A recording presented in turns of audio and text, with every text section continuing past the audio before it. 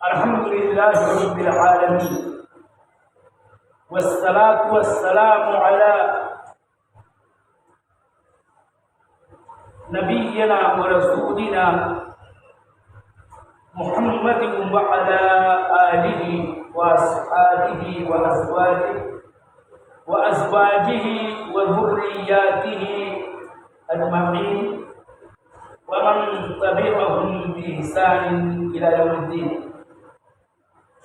أشهد أن لا إله إلا الله وحده لا شريك له وأشهد أن محمدا عبده ورسوله أرسله بالحق بشيرا ونذيرا.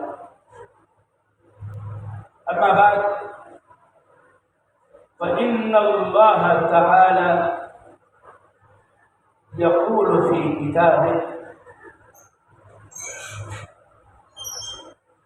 إن إبراهيم كان أمة قانتا لله حنيفا ولم يك من المشركين شاكرا لأنعمه اجتباه وهداه إلى صراط مستقيم وآتيناه في الدنيا حسنة وإنه في الآخرة لمن الصالحين. وقال جل وعلا في سورة الأنعام بعدما ذكر من الأنبياء من ذكرهم وشأنهم، ثم قال: أولئك الذين هداهم الله فبهداهم مقتدي. رب اشرح لي صدري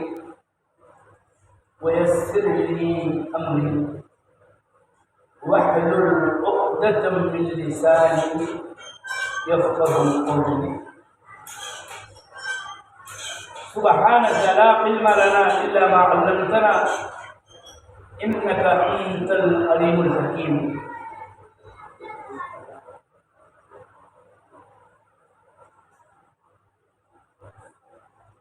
میرے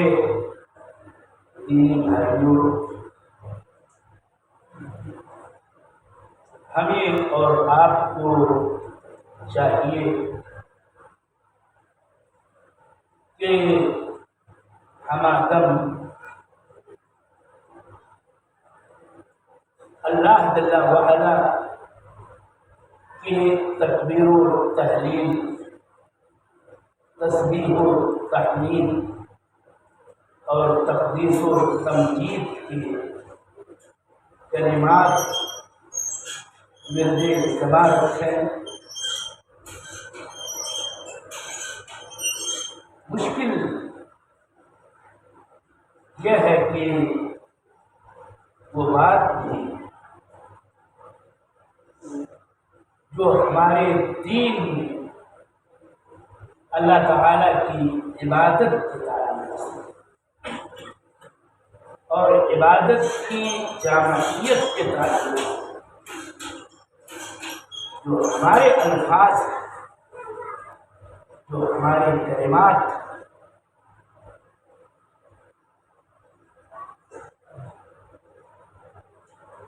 بہت کم ہے عوام میں سے اہل علم، طالبان علوم دینیہ کو ترک کر کے بقیہ میں سے بہت کم کو جو ان الفاظ کا معنی کرتے ہیں. اور یہ شکوہ میں اپنی بات کر رہا ہوں کہ سننے میں آتا ہے کہ بڑے مشکل الفاظ خطبے، تقریر، درس میں پیش کرتے.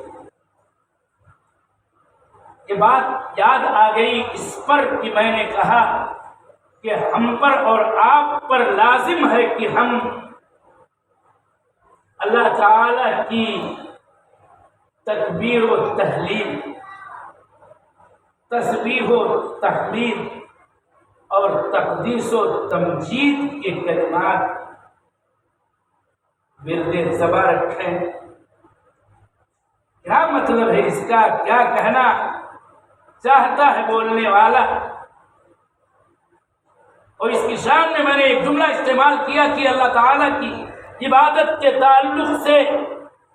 سب سے جامع کلمات۔ سوال یہ ہے کہ عبادت جو اللہ تعالیٰ کی ہم پر آپ پر واجب اور فرض ہے، اللہ تعالیٰ نے اپنی عبادت ہی کی خاطر ہم انسانوں کو اور اسی طرح سے ایک اور مخلوق جناتوں کو پیدا ہی کیا ہے۔ اگر عبادت کے معنی، عبادت کی صورتیں، عبادت کی شکلیں، عبادت کے الفاظ، عبادت کے کلمات تب کہ ہمیں شدھ بدھ نہ ہو، کہاں ہم کھڑے ہیں اللہ تعالیٰ کی عبادت کو اپنی زندگی میں عملی طور پر ادا کرنے کے حوالے سے اندازہ کیا جا سکتا ہے۔ تحمید کا مطلب یہ ہوتا ہے کہ اللہ تعالیٰ کے لیے ہم الحمدللہ کہتے رہیں، کہ جس کا مطلب یہ ہے کہ ساری تعریف اللہ کے لیے، آسان زبان۔ اور تکبیر کا مطلب یہ ہے کہ اللہ وہ اکبر کہتے رہیں زبان سے، جس کا آسان ترجمہ ہے کہ اللہ تبارک و تعالیٰ سب سے بڑا ہے۔ تحلیل اس کا مطلب یہ ہے کہ لا الہ الا اللہ ہم اپنی زبان سے ادا کرتے رہیں، اللہ اکبر، لا الہ الا اللہ۔ یہ دو کلمات ایسے ہیں جس کو افضل ذکر کہ اللہ تعالیٰ کی یاد کے الفاظ میں سے سب سے عظیم کلمہ ہے، اور یہ اللہ تعالیٰ کی سب سے بہترین ذکر والی بات ہے اگر آدمی زبان سے اللہ اکبر اور لا الہ الا اللہ کہتا ہے۔ اور تسبیح کا مطلب یہ ہے کہ ہم اللہ تعالی کی پاکی بیان کریں، کہ سبحان اللہ کہتے رہیں۔ اور سبحان اللہ کا مطلب یہ ہے کہ ہم اللہ تعالیٰ کو ہر عیب و نقص سے پاک و خالی سمجھتے ہیں۔ اللہ تعالیٰ بڑا ہے، بڑی ہے اس کی صفتیں، بڑا ہے اس کا نام، اور ہر عیب سے وہ پاک ہے۔ اور اسی طرح سے تقدیس کا لفظ استعمال کر دیا میں نے۔ تقدیس کا مطلب یہ ہے کہ ہم اپنی زبان سے سبوح القدوس رب الملائکۃ والروح اور اس طرح کے جو اذکار ہیں اس کو زبان سے ادا کرتے رہیں، اور مقدس و لک والی بات کہتے رہیں جو اللہ تعالیٰ کے فرشتے بھی کرتے ہیں۔ کہ آدم کو پیدا کیا، ہمارے باپ آدم علیہ السلام کو جب اللہ تعالیٰ نے پیدا کرنے والی بات کی خبر فرشتوں کو دی، تو ان لوگوں نے جہاں بہت ساری باتیں کہیں، میں اس تفسیر میں نہیں جانا چاہتا تھا، وہاں یہ بھی کہا تھا کہ نحن نسبح بحمدک ونقدس لک، ہم تیری پاکی بیان کرتے ہیں۔ قدوس اللہ تعالیٰ کے ہونے کا یہی معنی ہے کہ اللہ تعالیٰ اتنا پاک ہے کہ ہر عیب سے بالکل صاف ستھرا، منزہ اور مبرہ عربی لفظ میں استعمال کرتا ہوں، پاک صاف ستھرا ہے۔ یہ ہے تقدیس کا مطلب۔ اور تمجید کا مطلب یہ ہے کہ ہم اللہ تعالیٰ کی عظمت، اس کی بڑائی، اس کے غور و دبدبے والی بات کا اعتراف کرتے ہیں کہ اللہ تعالیٰ ہی سب سے عظیم شان اور عظیم مرتبے والا ہے، اور بہت ہی وہ جلیل الشان، عظیم مرتبت اور رفیع الشان ہے، بہت اعلیٰ اور اونچے مرتبے والا ہے، سب سے اعلیٰ اللہ ہے، سب سے بالا اللہ ہے۔ یہ اسلام میں پڑھتے اور پڑھاتے ہیں۔ سوال یہ ہے کہ یہ الفاظ میں نے کہا اتنی جامع ہیں یہ باتیں کہ اگر عبادت اور ساری عبادتیں اور اس کی ساری قسمیں اور اس کی ساری صورتیں جو مشروع ہیں کتاب و سنت کی روشنی میں، تو اگر اس کا حاصل اور نچوڑ کسی لفظ سے اگر بیان کیا جا سکتا ہے تو یہی وہ چند کلمات ہیں جس کے بارے میں نے کہا کہ یہ ہماری زبان پہ جاری رہنا چاہیے۔ نماز شروع سے آخر تک اگر آپ اس کا معنی و مطلب سمجھیں اور اس طرح سے اور بھی دیگر عبادتیں جو ہمارے اوپر اللہ تعالیٰ نے فرض کیا ہے اور رسول اللہ صلی اللہ علیہ وسلم نے اس کی تعلیم ہمیں دی ہے، تو اس میں بات یہی ہوتی ہے کہ ہم اس میں اللہ کی بڑائی بیان کرتے ہیں، اللہ کی ثنا بیان کرتے ہیں، اللہ تعالیٰ کی پاکی بیان کرتے ہیں، اللہ تعالیٰ کی عظمت کا گن گاتے ہیں، اللہ تعالیٰ کے عظیم مرتبے والا ہونے کا اعتراف کرتے ہیں۔ اور اسی لیے میں آپ کو یہ بتانا چاہتا ہوں، یہ نصیحت کی باتیں ہیں میرے دینی بھائیوں کہ سبحان اللہ، الحمدللہ، لا الہ الا اللہ، اللہ اکبر، یہ چار کلمات، چار، اور وہ بھی چاروں اگر ادا کرنے کی بات آئے تو کوئی ترتیب ضروری نہیں ہے۔ یہ اللہ کے رسول صلی اللہ علیہ وسلم نے ہم کو تعلیم دی ہے کہ بِأَيَّتِهِنَّ بَدَأَ، کسی سے بھی شروع کرنے والا شروع کرے۔ یہ اتنے عظیم کلمات ہیں کہ بہت اجر و ثواب کے باعث ہے، اس لیے کہ اگر میں نے کہا کہ عبادت کا حاصل اگر سمجھنے کی بات ہو تو یہی ہے کہ ساری عبادتوں میں ہم یہی چار ہی باتیں مجموعی طور پر زبان سے ادا کرتے ہیں، عمل سے اس کو بجا لاتے ہیں، کہ جس میں یہی بات ہوتی ہے کہ اللہ تعالیٰ تو ہی سب سے بڑا ہے۔ اللہ تعالیٰ کل تعریفات اور ثنا کی جتنی باتیں ہو سکتی ہیں وہ تیرے ہی لیے لائق و زیبا ہے، اور تو ہر عیب سے پاک ہے، تو ہر عیب سے پاک ہے، اور تیرے علاوہ کوئی عبادت کے لائق نہیں ہے۔ سچا معبود برحق تو ہی ہے۔ اس طرح سے یہ چار کلمات ہمیشہ صبح و شام زبان سے ادا کرتے رہنا چاہیے۔ میں یہ بات کہہ رہا تھا کہ ہمیں اللہ تعالیٰ کی صلوات رسول گرامی صلی اللہ علیہ وسلم پر درود و سلام نازل ہو کہ ہم اپنی زبان سے اللہم صلی علی محمد وعلی آل محمد کما صلیت علی ابراہیم وعلی آل ابراہیم انک حمید مجید اللہم بارک علی محمد وعلی آل محمد وبارک علی ابراہیم وعلی آل ابراہیم انک حمید مجید پڑھتے رہیں۔ اللہ کے رسول صلی اللہ علیہ وسلم نے سکھایا بالخصوص اس وقت جب التحیات میں السلام علیکم ایھا النبی کی تعلیم دی اور سورہ احزاب کی آیت کریمہ اتری جس میں اللہ تعالیٰ نے اہل ایمان کو اپنے نبی پر صلاۃ و سلام بھیجنے کا حکم دیا، تو صحابہ نے پوچھا تھا کہ سلام تو ہم نے جان لیا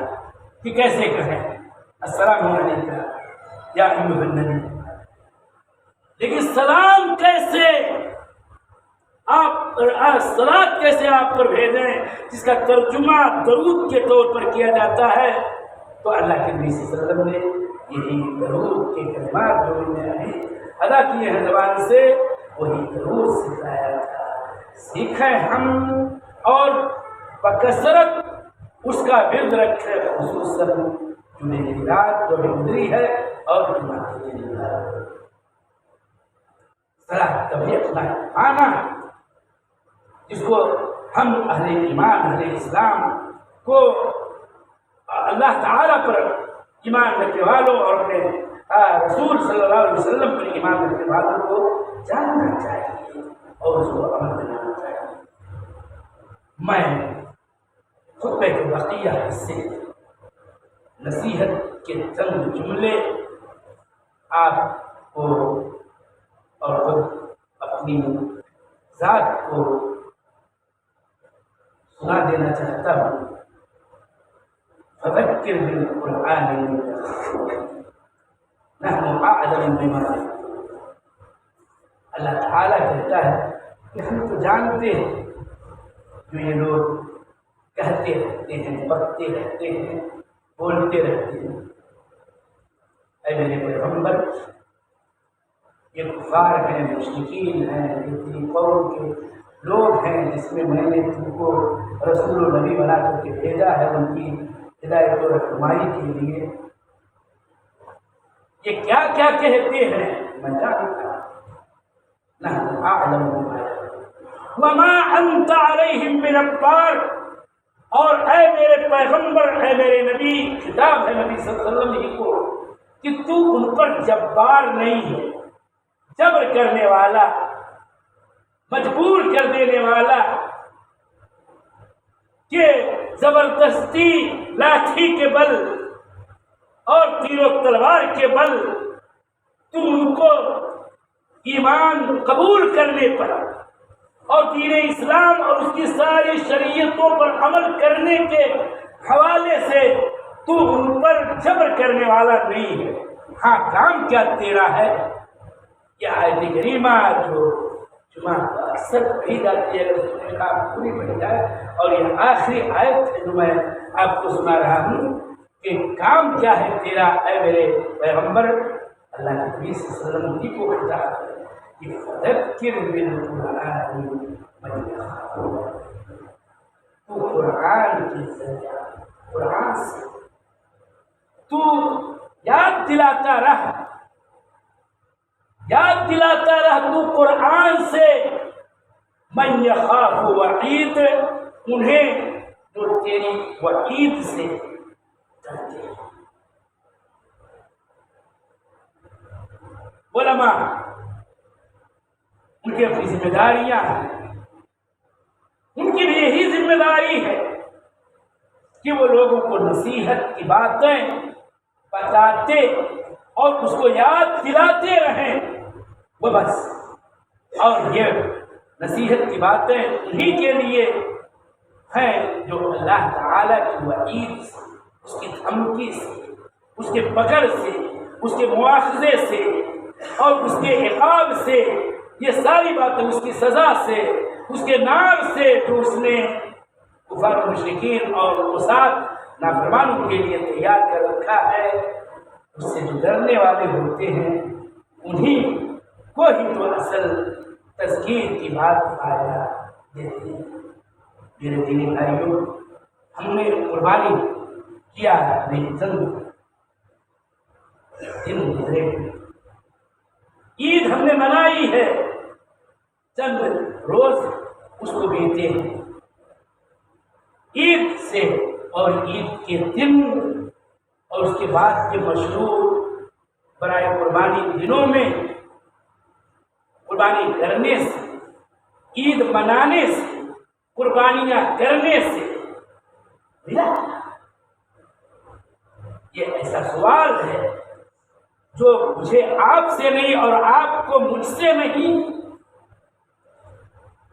ہر شخص کو اپنے آپ سے پوچھنا چاہیے، ہر شخص کو اپنے آپ سے یہ استفسار کرنا چاہیے اور من ہی من میں ڈوب کر پاجا سراغ زندگی والی بات یہ سوال اٹھانا چاہیے کہ آخر ملا کیا، ملا کیا؟ کوئی شبہ نہیں کہ عید منانا یہ ہمارے دین اسلام کے اندر مشروع ہے، بلکہ اسلام کا شعار ہے، اور اس دن خوشیوں کا اظہار نہ کرنا اس شعار کی توہین ہے۔ یہ بات بالکل طے شدہ ہے، لیکن اسی دن خوشیوں کے اظہار کے ساتھ ساتھ اس عید پر قربانی ہم کرتے ہیں جن کو اللہ تعالیٰ نے وسعت دی ہے، قربانیاں کریں، اس کے مسائل و احکام سے آگاہ ہوتے ہوئے وہ کچھ کریں جو کرنے کا حکم شریعت میں ہے، لیکن اس کی روح یہ ہے کہ اس سے کچھ ملنا چاہیے، وہ اصل دینی طور پر، ایمانی طور پر، شرعی طور پر، اور عند اللہ اس کے رضا اور خوشنودی کے طور پر کچھ ملنا چاہیے۔ اور یہی وہ سوال ہے جو ہر شخص کو اپنے آپ سے پوچھنا چاہیے، کیا یہ 10,000 سے لے کے 15,000 تک، 8,000 سے لے کے 13,000 جانور ذبح کرنے والا کلمہ گو شخص اگر کل بے نمازی تھا بالکل لیا، کل اگر وہ نماز سے غافل تھا کہ کبھی پڑھ لیا کبھی نہیں پڑھا، وہ نماز میں سست تھا کہ جماعتوں کو ترک کرتا رہا، فجر کی نماز میں تو بالکل نہیں آتا رہا، جماعت کے ساتھ مسجد میں ادا کر لے، اسے سوال کرنا چاہیے کہ یہ اتنی عظیم مالی قربانی جانور کے ذبیحے کی شکل میں پیش کر کے کیا میرے اندر یہ چیز جو میری کمی تھی، جو میری خامی تھی، اس میں کوئی سدھار آیا نہیں آیا؟ اللہ تعالیٰ کے ذکر کے تعلق سے ہم کوتاہ تھے، عید اور عید کے دن کی تکبیرات کی بات جان کر کے اور ایام التشریق میں تکبیرات کے اہتمام کی بات جان کر کے کیا ہم صبح و شام اللہ تعالیٰ کو یاد کرنے میں کچھ آگے بڑھے یا پیچھے ہی رہ گئے؟ اس طرح کے بہت سارے سوالات جو کرنا چاہیے، یہ بار بار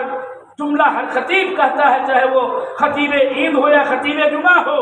کہ لن ینال اللہ لحومها ولا دماؤها ولکن ینالہ التقوی منکم، یہی تو روح قربانی ہے، یہی تو روح اضحیہ ہے۔ اس جانور کے پیش کرنے کا اصل مقصد اور اس کے اصل غایت اور اصلی غرض اور روح یہ ہے کہ انسان کے اندر تقوی رب پیدا ہو جائے، اور رب کے تقوی کا مطلب یہی ہے کہ اس کی اطاعت والی زندگی ہو جائے اور اس کے رسول صلی اللہ علیہ وسلم کی سنتوں کی اتباع والی زندگی بن جائے۔ ہم کتنے فرائض سے غافل ہیں، کتنے سنن سے ہم غافل ہیں، کتنے مستحبات سے ہم غافل ہیں، کتنے مکروہات کے اندر گرفتار ہیں، اور مکروہات تو چھوڑیے، کس قدر محرمات کے ارتکاب میں ہم ملوث ہیں اور اس کے اندر ہم ڈوبے ہوئے ہیں، لت پت ہیں۔ کیا ابراہیم علیہ السلام والتسلیم کی زندگی سے جڑی ہوئی یہ قربانی اور نبی مکرم صلی اللہ علیہ وسلم کے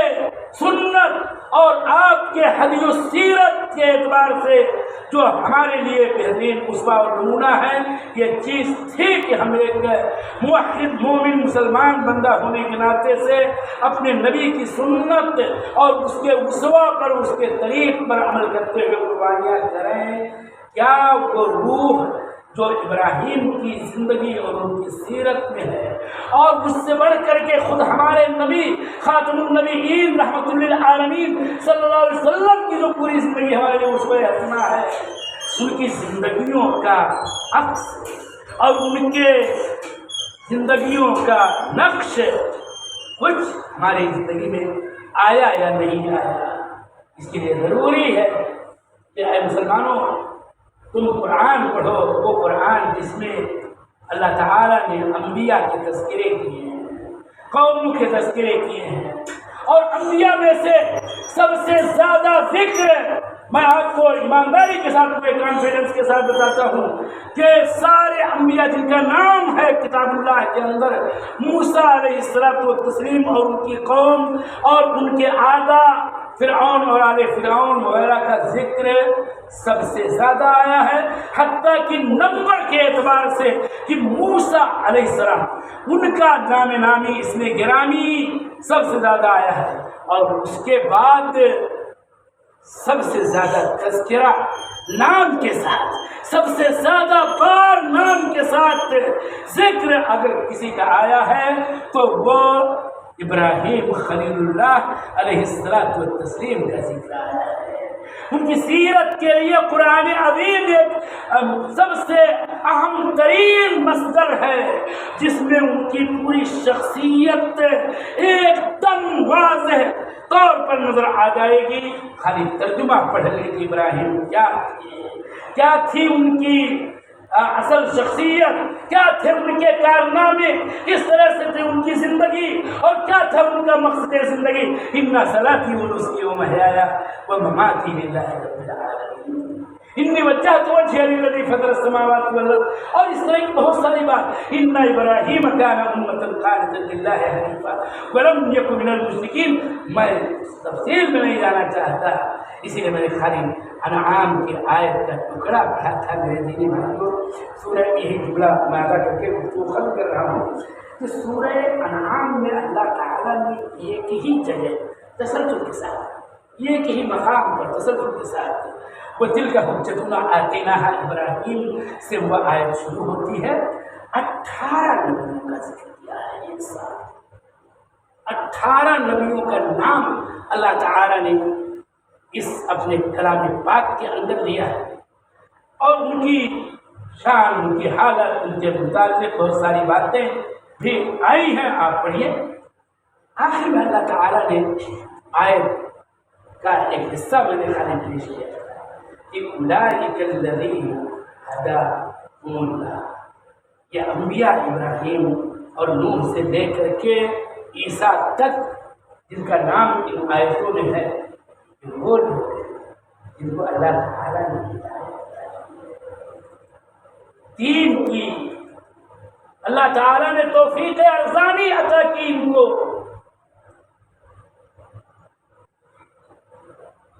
اس کے بعد اپنے نبی جو ہمارے نبی، آپ کے نبی ساری دنیا کے نبی و رسول ہیں، خاتم النبیین صلی اللہ علیہ وسلم پر کلام نازل کیا اللہ تعالیٰ نے یہ، اور ان سے کہا کہ فَبِالْهُدَىٰ مُقْتَدِي. اے میرے نبی، تو ان انبیاء جو 18 کا نام آیا، ان کی سیرت کی، ان کے آدرش کی تو اتباع کر، پیروی کر. یہ آئیڈیل ہیں، اور تو نبی ہے، رسول ہے، خاتم النبیین ہے، لیکن ان انبیاء کی سیرت کو تو اپنا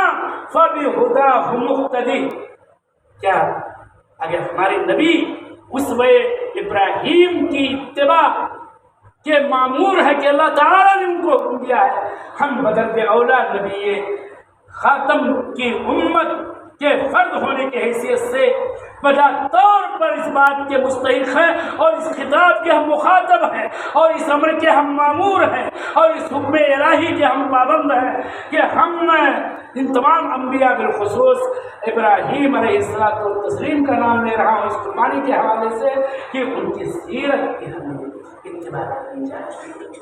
ورنہ بات وہی گوشت خوری والی اور رسم والی، اس میں کوئی شبہ نہیں کہ نبی مکرم صلی اللہ علیہ وسلم کی بات سے پہلے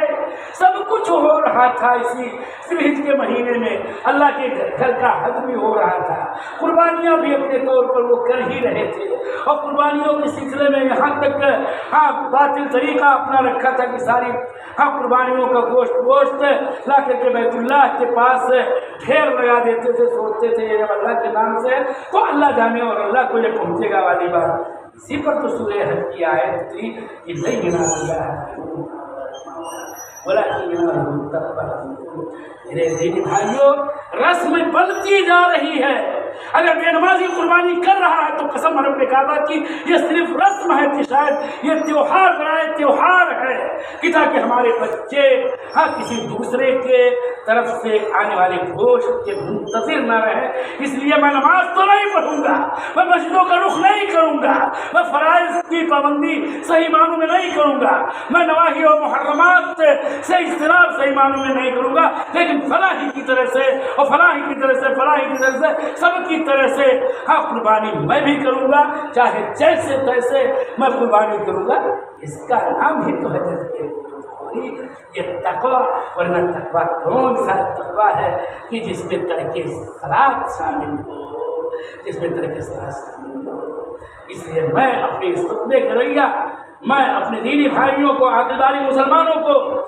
یہ پیغام دینا چاہتا ہوں کہ میرے دینی بھائیوں، اسلام کے سارے شعائر اور سارے ارکان اور سارے فرائض ہم پر لازم ہیں، واجب ہیں، لیکن ان میں سب سے بلند مرتبے والا جو اسلام کا فریضہ ہے ہمارے اوپر، وہ ہے اقامت صلاۃ. اقامت صلاۃ سب کریں. اللہ سے